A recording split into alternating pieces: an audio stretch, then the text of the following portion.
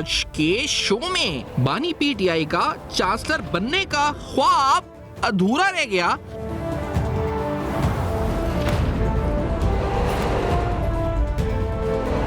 तीन अरकान का पार्टी क़यादत से राब्ता मुनक़ता हो गया, पीटीआई ज़राए का दावा।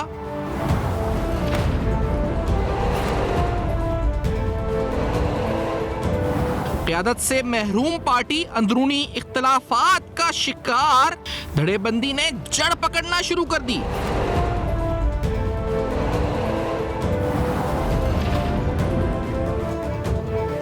सीनियर रहनुमाओं और क़यादत के दरमियान लड़ाई, पार्टी अमली तौर पर क़यादत से महरूम।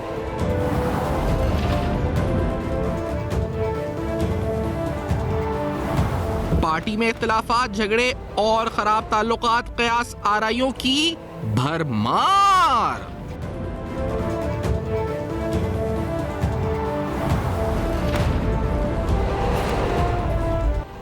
अस्सलाम वालेकुम। बस पर्दा हक़ाइक़ सनसनीखेज़ इंकिशाफ़ात प्रोग्राम बेनकाब में हूँ आपके साथ सिफ़ान खान। तो बड़ा इंटरेस्टिंग टर्न ऑफ इवेंट्स है इस्लामाबाद में, जहाँ हम मुलाकातें रायवेंड में और उसके बाद जाती उम्रा में, उससे पहले हमने देखा कराची में और आइनी तरमीम के हवाले से हुकूमती इत्तेहादियों की, मौलाना फजल रहमान की और तमाम की इस वक्त मुलाकातों के ऊपर सबकी नज़रें मरकूज़ हैं कि इनसे क्या आके सामने आता है।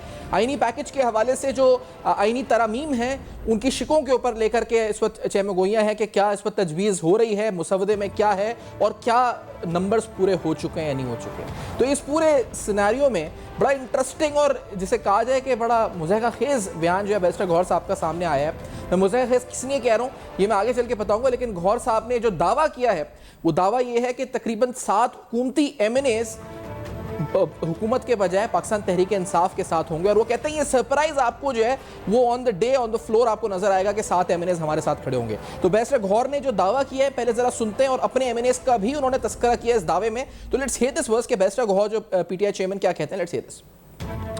हुकूमत गलतफहमी में मुब्तला है। इनका ये ख्याल है कि हमारे MNAs को उठा के ये नंबर पूरे करेंगे। हमारे MNAs कमिटेड, वो कहते हैं जान जाएगी पर वोट नहीं देंगे, वो हमारे साथ कमिटेड है। लेकिन हुकूमत को ये बताऊं, आपके 7 MNAs आपके साथ नहीं है, और वो वक्त बताएगा। आपको इतनी हैरानगी हो जाएगी जब आपके 7 MNA इस फ्लोर पे हमारे तरफ आएंगे कि वो आपको वोट नहीं देंगे। ये मैं बड़ा वसूख के साथ दावा कर रहा हूँ। तो नाज़रीन, इस दावे के 2 या 3 हिस्से। एक पहला हिस्सा तो ये है कि हमारे MNAs हमारे साथ खड़े हैं, जान जाएगी लेकिन वो हमारा साथ नहीं छोड़ेंगे।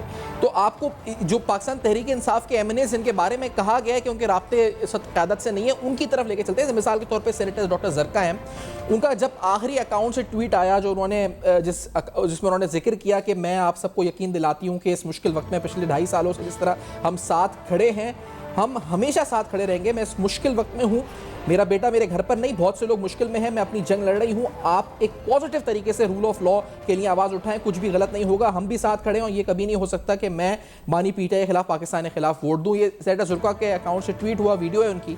लेकिन फिर आपको एक और ट्वीट दिखाते हैं सहाफ़ी ज़ुबैर अली खान की, जो कि PTI बीट कवर करते हैं, और वो कहते हैं कि खबर ये है कि सेनेटर ज़रका से गुज़िश्ता 6 घंटों से पार्टी मुसलसल रब्ता करने की कोशिश कर रही है, लेकिन उनके पार्टी से राब्ते मुनक़ता हो चुके हैं। और फिर वो एक इन सेनेटर का नहीं बल्कि जिक्र ये भी करते हैं कि पाकिस्तान, जो उन्होंने रीट्वीट किया है, पाकिस्तान तहरीक इंसाफ के 2 सेनेटर्स से राब्ते मुनक़ता हैं, एक सेनेटर ज़रका और दूसरे सेनेटर फैसल सलीम ने पार्टी से राब्ता ख़त्म कर दिया है। तो जहाँ बैरिस्टर गौहर का पहला दावा है कि MNA साथ खड़े हैं, वहाँ खबर अब यही है कि 2 नहीं बल्कि शायद 3 ऐसे MNAs या 3 ऐसे सेनेटर्स हैं जो अब उनसे राब्ता मुनक़ता कर चुके हैं। और दूसरी अहम बात जो गौहर साहब कहते हैं कि जो उनके MNAs उनके साथ खड़े हैं, जो दूसरी अहम बात के कॉन्फिडेंस है उनको, तो वो कॉन्फिडेंस तो शैटर हो चुका है गौहर साहब। क्योंकि मैं आपको बताऊं, ये शहबाज गिल का एक ट्वीट हम आपको सामने दिखाते हैं। On a lighter note Shahbaz Gill साहब ने ये ट्वीट शेयर किया हुआ है, और ये लाइटर नोट नहीं बल्कि बड़ी हार्श बैशिंग की है, ये लाइटर नोट नहीं है कहीं से भी। वो कहते हैं, उन्होंने जो शेयर की हुई है बात कि लोग तो वकीलों को घर किराए पर नहीं देते, कहीं कब्जा ना कर लें, और यहाँ खान साहब ने, बानी PTI ने पूरी पार्टी वकीलों के हवाले कर दिए। ये on a lighter note Shahbaz Gill ने शेयर किया हुआ है and this is a direct taunt, ये डायरेक्ट बैशिंग है बैरिस्टर गौहर के लिए कि वकील तो वही है, पार्टी उनके हवाले है और शहबाज गिल इसको शेयर कर रहे हैं। यही नहीं बल्कि बानी पीटीआई की जो बहन है, हमने देखा कि नौरीन नियाजी, उनकी तरफ से भी कल एक प्रोग्राम में कहा गया कि जब उनसे पूछा गया कि अगर किसको आप चाहती हैं कि विजिट कराने दिया जाए, किस पर आपको पार्टी में सबसे ज्यादा एतबार है, तो उनकी जानिब से कहा गया कि उन्हें पार्टी में किसी पर एतबार नहीं है। तो गौहर साहब जहां कह रहे हैं कि उनके एमएनएज उनके साथ खड़े हैं, उनकी पार्टी उनके साथ खड़ी है, पार्टी के अंदर से जो आवाज़ें आ रही हैं और जो खबरें आ रही हैं वो उसके बिल्कुल बरक्स हैं। आपको बताते हैं कि हुकूमती कैम्प में क्या खबरें हैं, लेकिन अता ताड़ा साहब ने कल जिक्र किया था ऑक्सफोर्ड यूनियन के हवाले से कि क्यों नहीं बानी पीटीआई का वहां पर इस पर नॉमिनेशन हुआ चांसलर के लिए और क्यों नहीं वो कर सके। लेट्स से दिस कि क्या कहा था साहब। एक और अहम खबर आई है, वो ऑक्सफोर्ड के चांसलर के इलेक्शन के हवाले से है। और देखिए, महज़ब माशरों के अंदर और जहां पे जो रूल ऑफ लॉ जो है वो प्रिवेल करता है और कानून और आइन की बालादस्ती होती है, वहां पे कन्विक्टेड और जो लोग केसेस में मुलव्वस होते हैं उनको इस तरह की स्ट्रीम पोजीशंस के लिए इलेक्शन रन करने की इजाजत नहीं होती। तो मैं समझता हूं ऑक्सफोर्ड ने जो फैसला किया है और जो चांसलर के उम्मीदवारों की फहरिस्त जारी की है, उन्होंने इस बात को रियलाइज किया कि एक बंदा जो केसेस में वांटेड भी है, जिसके खिलाफ कन्विक्शंस भी हैं, जिसके केसेस चल भी रहे हैं, जिसमें सर फहरिस्त जो है 190 मिलियन पाउंड का एक मेगा करप्शन केस है, उन्होंने उसको उस लिस्ट में शामिल नहीं किया। तो ये तो चांसलर वाली बात हो गई। तो एक और ख्वाब चिकना चूर हुआ है बानी पीटीआई का, और आप देखें तो अक्टूबर के महीने में एक के बाद दूसरी बुरी खबर ही आई है। अब कहते हैं जी कि एक दिन बाकी है उनका जो मुलाकात वाला बैन है, क्योंकि हुकूमत ने एससीओ का कॉन्फ्रेंस अब कहकर जो पाकिस्तान तहरीक इंसाफ के रहनुमाओं को रोका था मुलाकात से, अब वो बहाना नहीं चलेगा जो पाकिस्तान तहरीक इंसाफ कहती है। लेकिन हुकूमत भी बड़ा वाज़ेह मौक़िफ़ रख रही है कि अब कोई थ्रेड भी चलेगी नहीं, क्योंकि बार बार जो एहतजाज हुए और अली बिन गंडापुर ने जिस तरह से एक्ट किया, उसके बाद हुकूमत के लिए भी अब जो परसीव डेंजर या थ्रेट है वो बहुत कम रह गया उनके नज़दीक। तार साहब ने कल जिक्र किया था कि हम थ्रेट में अब नहीं आते, बल्कि जो थ्रेट करेगा किसी एमएनए को या इस पूरे मामले में तो रियासत उसके खिलाफ एक्शन लेगी। लेट्स हियर दिस, उनके अल्फाज में क्या कहा था तार साहब, लेट्स हियर दिस। तो ये जो मैसेज दिया जा रहा है ना कि जो गद्दारी करेगा उसको हम इबरत का निशान बना देंगे, फलां कर देंगे, तो मैं ये बताना चाहता हूं किसी को कानून हाथ में लेने की इजाजत नहीं है।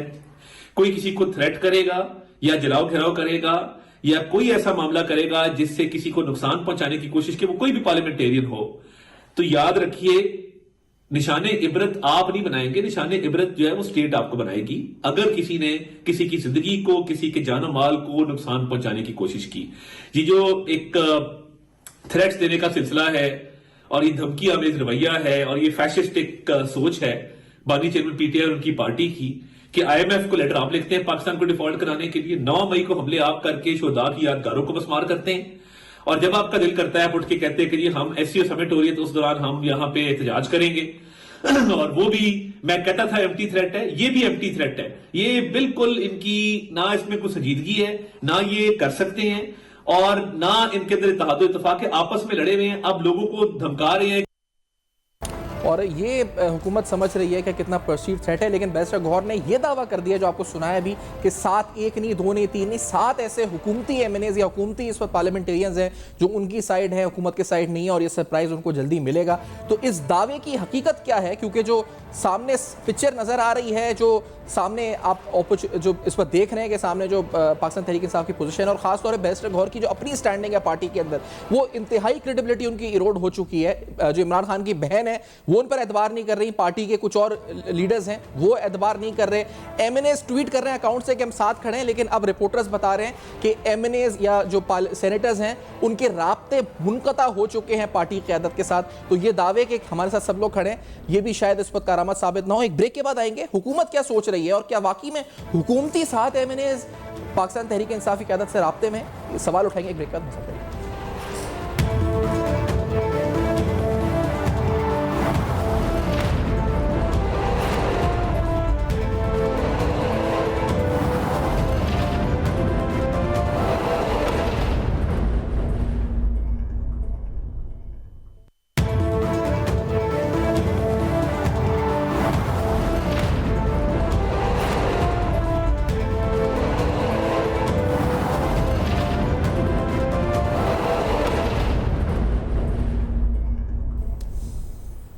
Welcome back. आप देख रहे हैं बेनकाब अहम तरीन सवालात।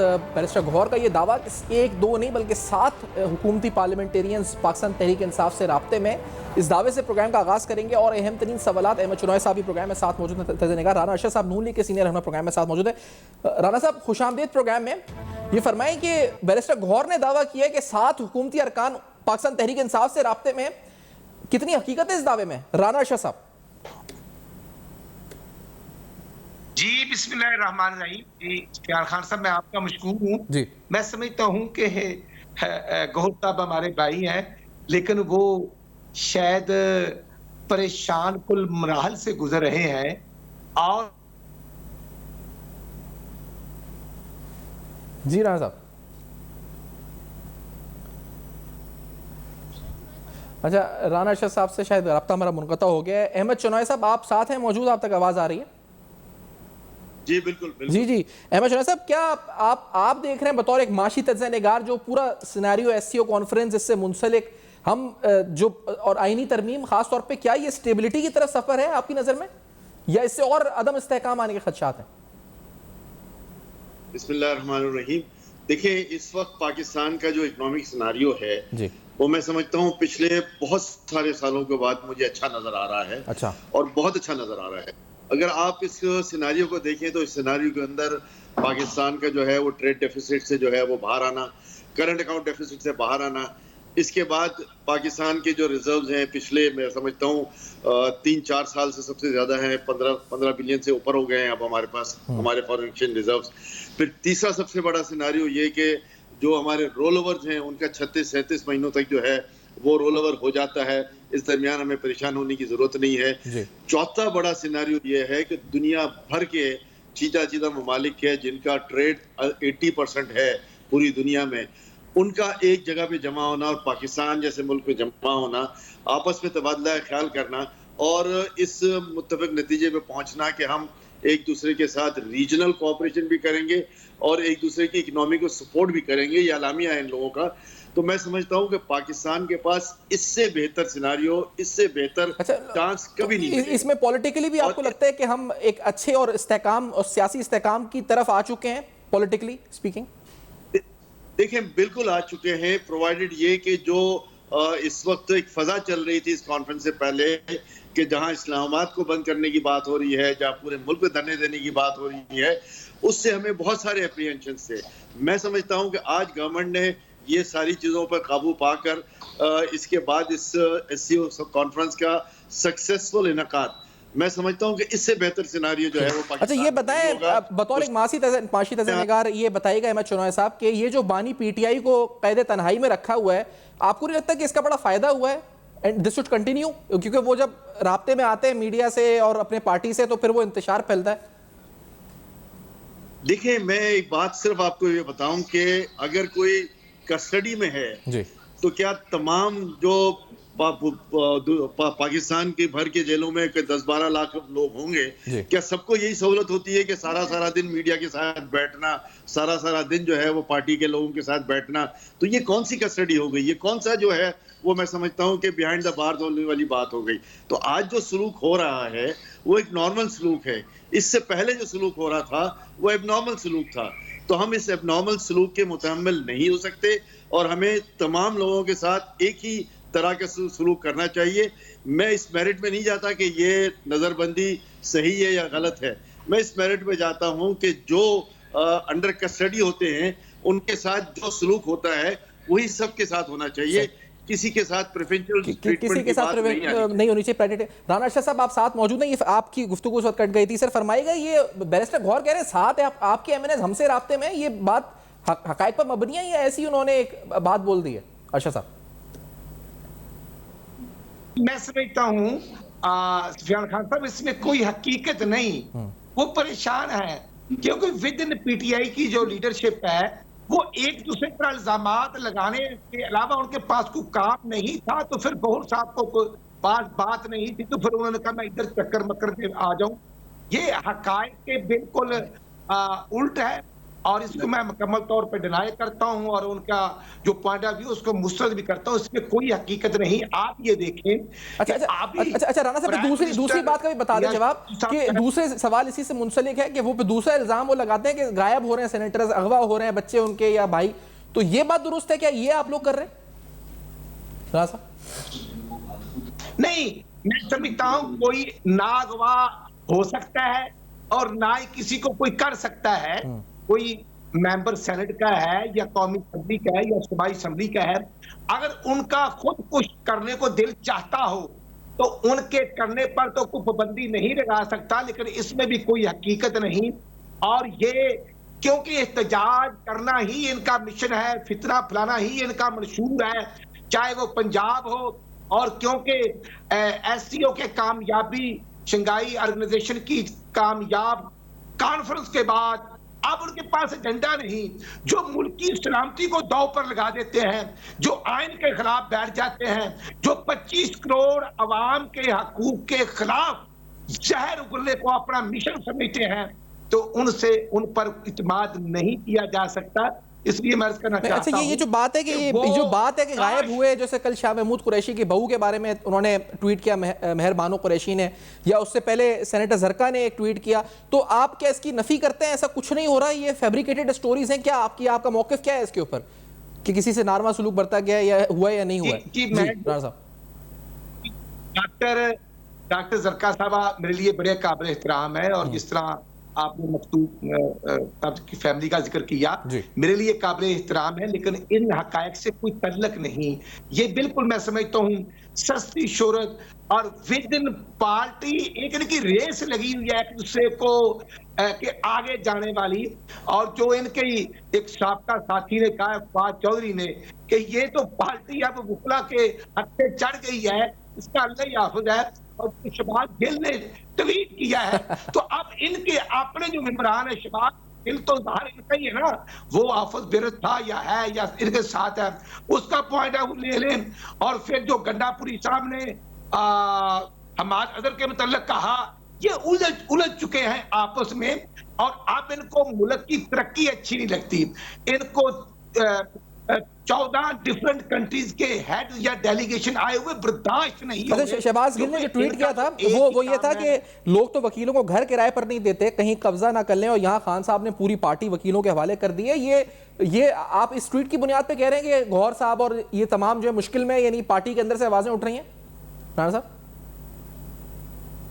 मैं समझता हूँ गौहर साहब के खिलाफ जो आवाजें उठ रही हैं, या मैं समझता हूँ उमर अयूब साहब के, तो वो खान साहब की हकीकी सिस्टर्स का पॉइंट ऑफ व्यू भी आप देख लें जी। और उसी तरह जो अमीन गंडापुरी साहब हैं, जो वो 30-30 घंटे गायब रहते हैं और जो कारकुनों को रास्ते में छोड़ के गायब हो जाते हैं, ये मैं समझता हूं कि ये एक दूसरे को चक्कर दे रहे हैं। और हकीकत में ये न्याजी साहब की जो तरजीहात थी कि हमने इस तरह 1 2 3 करके मुल्क के अंदर फितना फैलाना है, ये उनके एक एजेंडे पर अमल पैरा होने वाला ही एक टोला है, जो मैं समझता हूं कि इतनी दूर निकल जाता है। आज खैबर पख्तूनख्वा के हालात क्या है? अच्छा, ऑप्शंस में अगर साथ रहे राणा साहब, मैं अहमद चौनाई साहब ऑप्शंस अब क्या है फॉर पीटीआई? साथ हैं अहमद चौनाई साहब, ये बताएं फॉर पीटीआई ऑप्शन। अच्छा, अहमद चौनाई साहब शायद हमारा राब्ता मुनक़ता हुआ है राणा साहब, क्योंकि अब ये बताएं इंटरनेशनल फोरम्स पे भी कोशिश की गई, ऑक्सफोर्ड के इलेक्शंस भी लड़ने की कोशिश की गई, और किसी ने भी उनके ह्यूमन राइट्स के हवाले से भी खातिर का आवाज नहीं आई, किसी प्लेटफॉर्म ने, ना मल्टीलैटरल किसी जगह से भी इतना उनको रिस्पॉन्स नहीं मिला ना। What next for PTI? आपको क्या लगता है क्या होगा राणा शाह साहब? मैं समझता हूं जिस तरह ऑक्सफोर्ड यूनिवर्सिटी का नाम पे इन्होंने सस्ती शोहरत हासिल करने का एक मंसूबा बनाया, वो भी इनका ख्वाब चिकनाचूर हो गया, और वो एक क्रिमिनल, एक सजा याफ्ता आदमी को किसी भी सूरत ऑक्सफोर्ड यूनिवर्सिटी का चांसलर बनाने के मतलब सोच भी नहीं सकते। और वो जो एक लिस्ट थी 40 लोगों की, उसमें 2 लोग ड्रॉप हुए हैं, एक ये पीटीआई वाले हैं, एक और हैं, और पाकिस्तानियों का नाम आया है क्योंकि वो अफोर्ड नहीं कर सकते, वो अदारे की क्रेडिबिलिटी पर ऐसा कुछ समझौता नहीं कर सकते थे, इसलिए उन्होंने लिस्ट से इनको आउट किया। और मैं समझता हूं कि ये भी एक इनकी साजिश थी, जो इनके ससुराल गोल्डस्मिथ फैमिली और कुछ इनके जाती दोस्त जो थे वो दाएं बाएं से अमेरिका, इजराइल और, लेकिन वो आवाजें भी काम नहीं कर रही ना। मैं अहमद चौरासी साहब आपकी राय इस पे जानना चाहूंगा कि अब ये आवाज उठाने की कोशिश की गई, वुकला, अदालत, हर रास्ता अपनाया पाकिस्तान तहरीक इंसाफ ने, अब यहां से रास्ता बचता है क्या? क्योंकि आपने अभी कहा अहमद चौरासी साहब के आम कैदियों जैसा सलूक ही होना चाहिए उनके साथ भी, तो अब आगे किस फोरम पे जाएं? क्योंकि वो तो कोई स्ट्रैटेजी उनके पास बची है, कोई ऑप्शन बचा है? चौरासी साहब जी, जरा सवाल दोबारा रिपीट कीजिए जी। अहमद चौरासी साहब, क्या आपको लगता है कि पीटीआई के पास, मानी पीटीआई के पास कोई और ऑप्शन बचा है after raising the voice on? उन्होंने हर जगह कोशिश की है कि मल्टीलैटरल फोरम्स के ऊपर या डिप्लोमेटिकली प्रेशर डलवाया जा सके, एहतजाज की कॉल दी, वो भी कामयाब नहीं हो सकी, एससीओ को सबोताज करने की कोशिश करी, वो भी कामयाब नहीं हो सकी, तो उनके लिए नेक्स्ट ऑप्शन है क्या अहमद चौरासी साहब आपकी नजर में पीटीआई के लिए? देखिए, बात यह है कि जो भी एक्टिविटी है वो मुल्क दुश्मनी के मुतरादिफ है, हर आदमी को एहतजाज करने का हक हासिल है, लेकिन उस मौके पर जबकि पाकिस्तान भर में जो है वो एक पॉजिटिव एनवायरनमेंट बना हुआ था, इकोनॉमिक सिनारियो जो है वो बेहतर तरीके से चल रहा था, और आगे लग रहा है कि जो इस वक्त इक़दाम हुए हैं जिसमें आईपीपीज़ का इशू है, 5 आईपीपीज़ को जो है वो इस वक्त उनके साथ एग्रीमेंट हो गया है, और इसके बाद बाकी 18 आईपीपीज़ के साथ बातचीत चल रही है, तो ये मुल्क को कौम के लिए बड़ी अच्छी खुशखबरी है, ना सिर्फ इक़्तिसादी फ्रंट पे बल्कि मैं समझता हूँ कि कमर्शियल फ्रंट पे। और इस सिलसिले में मैं ये समझूंगा कि जो एफपीसीसीआई की मौजूदा क़यादत है, एसएम तनवीर साहब और दूसरे लोगों ने मिलकर जिस तरीके से जो है वो इस मूवमेंट को चलाया और इस फजा पे हम जो है वो रास्ते को लेकर आ गए कि आज तमाम लोग इस बात पर मुत्तफिक हैं कि पाकिस्तान की इकोनॉमी जो है वो आगे जाकर बेहतर हालात पे जाएगी। इस वक्त हम इस बात के मुतहम्मिल नहीं हो सकते हैं कि मुल्क पे जो है वो धरने दिए जाएं, मुल्क में एहतजाज किया जाए। हाँ, आपके खिलाफ केसेस हैं, कोर्ट में लड़ें, बिल्कुल आपको हक पहुंचता है, आप इसके लिए जिससे चाहे बात करें, लेकिन मैं ये समझता हूँ कि मुल्क दुश्मन अनासर से बात करना, उनको उनके पास पाकिस्तान की बदनामी करना और वहाँ माइलेज लेने की कोशिश करना कि जहाँ पर सोशल मीडिया जो है वो पाकिस्तानी हुकूमत को और पाक फौज को जो है वो गलत समझे। मैं समझता हूँ कि ये वो वक्त है कि जहाँ हम आपने सोशल मीडिया का जिक्र किया है, जैसा मुझे बताइएगा जहाँ और फोरम्स पे शिकस्त हुई है, ये बताइएगा कि जो एक ये कहा जाता था कि इनकी ताकत है बयानियां बनाने की, नैरेटिव की, तो ये भी आपको लगता है कि ओवर टाइम इरोड हो गई है? और ये खास तौर पे जो माशी थोड़ा इस्तेकाम आया उसके बाद क्या, क्योंकि आप मार्केट में हैं, पार्टिसिपेंट से राब्ते में भी रहते हैं, तो वो जो था कि नैरेटिव भी इनके हाथ से निकल गया और रियासत के पास आ गया, अब इनके पास वो ताकत नहीं रही है बयानियां बनाने की? चुनाव साहब देखिए, बात यह है कि आप जब चाहें ये बयानियां बनाते रहें, लेकिन बात अवाम की है कि अवाम आपके साथ खड़े हैं या नहीं खड़े। अवाम इस वक्त परेशान थी, अवाम जो है वो माशी पसमंदी का शिकार हो रही थी, लेकिन अब वक्त के साथ साथ ये एहसास हो रहा है कि तमाम लोगों ने, बिलखुसूस कारोबारी लोगों ने जो है वो हुकूमत को भी इस बात पर आमादा किया कि हम मईशत को पहले ठीक करने की बात करें, इसके बाद हम सियासत की बात करें। तो आज जब सारे धरे इस बात पर मुत्तफिक हों तो जो चाहे हमारे खिलाफ साजिश करना, वो साजिश कामयाब नहीं होगी।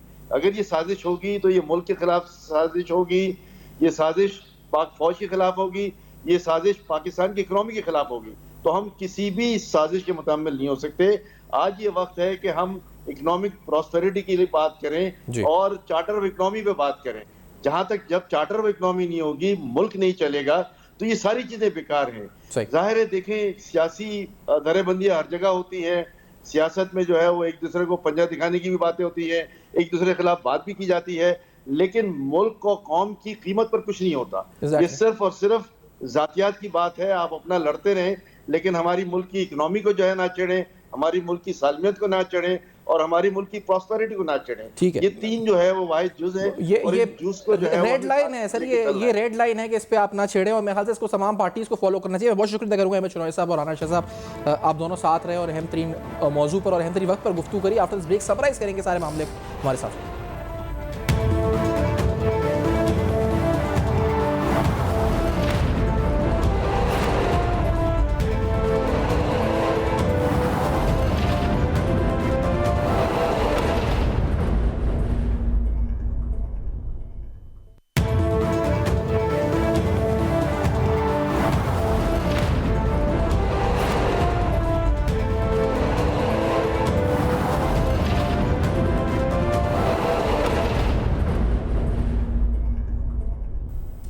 Welcome back. आप देख रहे हैं बेनकाब। कुछ अहम तरीन सवालात उठाए और अब से कुछ देर कबल भी पाकिस्तान तहरीक इंसाफ ने 18 अक्टूबर यानी जुमे के दिन एहतजाज की कॉल दे दी। अली अमीन गंडापुर साहब का एक वीडियो मैसेज भी आया है, तो फिर से अपनी जिसे कहा जाए कि क्रेडिबिलिटी एट टेस्ट अली अमीन गंडापुर डालें। 8 घंटे गायब हुए, 30 घंटे गायब हुए। अब देखते हैं जी, एहतजाज की कॉल तो दे रहे हैं, कितने घंटे गायब होते हैं अली अमीन गंडापुर, देखना होगा, नज़र रखनी होगी। फीडबैक दीजिएगा, जरूर देखते रहेगा। अब तक अपना बहुत ख्याल रखिए।